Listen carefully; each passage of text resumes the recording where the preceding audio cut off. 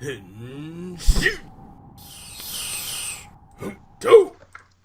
guys, welcome to this episode of the Go Mango Toku Cast. As always, I'm your host, Frozen Stratos. Here with me today we have... The Cinder Blaze. And Makotoa. Ooh, boys, we're definitely not recording this for a second, third, maybe fourth time in a row.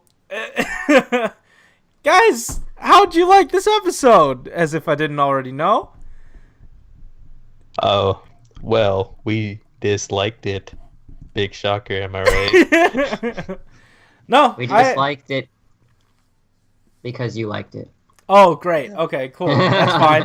Because I really like this episode because it supported my theory, my big bad theory that these guys aren't subscribing to. It's not like we're not subscribed to it. We just don't care about it. Okay, well, here's my theory anyway. I thought this episode was really good setup for Kogure as being either the descendant of Arsène Lupin or, as Alex theorized, Arsène Lupin himself. And in that he was basically the one that came up with the disguises this episode. Traditionally, Arsène Lupin is a master of disguise. Ouch. Are you okay? Yeah, I just Did my theory hurt you? headphones out of my... So traditionally, Arsène Lupin is a master of disguise, the original one, the very first one. His very first story established him as like an on the run thief, and he was only caught kind of because he wanted to be, and then upon his release, upon his escape. When he was detailing out how he escaped prison, he said he took months and months of preparation and changing his diet and working out differently and different like exercises to change his physical appearance. Again, over the course of a month, so that he would look completely different and be able to slip right out of the detention center. He would sit out in the sun, and then he would go into the Patranger's base and become their leader. Oh boy! Is that the point of this story? No, they're clearly using masks here, dude! Okay. Should we restart again? No! That one's gonna get us flagged one day. I can see it Oh, happening. that's fine. That's on you, Alex. This is your fault. I'm pretty sure it's fine. Yeah. Anyways,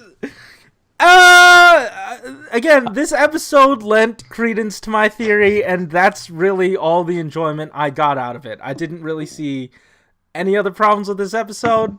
It was very inoffensive to me otherwise, but these guys were offended big time. Guys, what problems do you have with this episode? I was offended by the rip-off villain of the week we got. It was just a safe taped to the other guy's head. Why is that? I mean, Why is that a Didn't even problem? get a new suit. Didn't even get a new suit this episode. I am so disappointed. So disappointed. I mean, yeah. Okay, I'm pretty sure, okay, Michael's wait. being sarcastic, just in case someone in this call is not getting that. But I don't know. He sounded salty earlier. yeah, and he's kind of playing on that, but whatever. You guys weren't here for the first recording, so you guys are totally lost.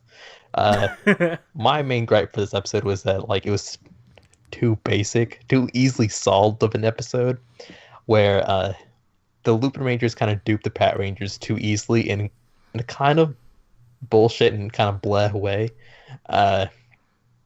When Pink kind of suggests that the people working at the restaurant are the Lupinrangers, I really like kind of how she saw the Lupinrangers in them. Like I really like that scene. Yeah. And then they kind of set up that trap.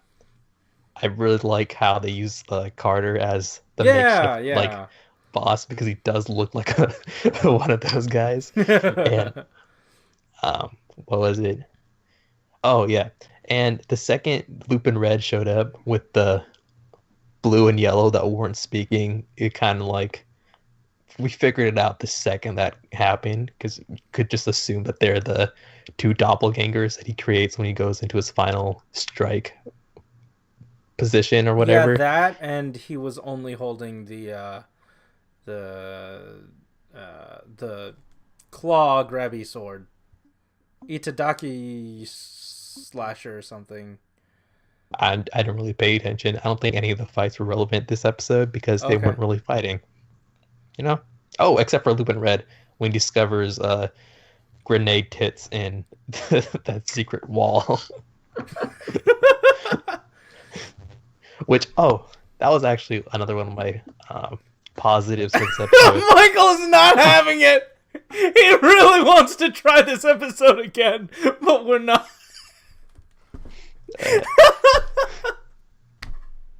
But,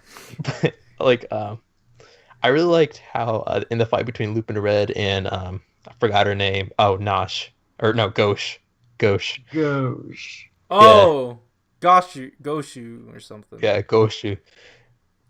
Lupin Red was actually losing that fight, and I really enjoyed seeing that, especially since she's like a head honcho, and she was kind of like messing with him that entire time.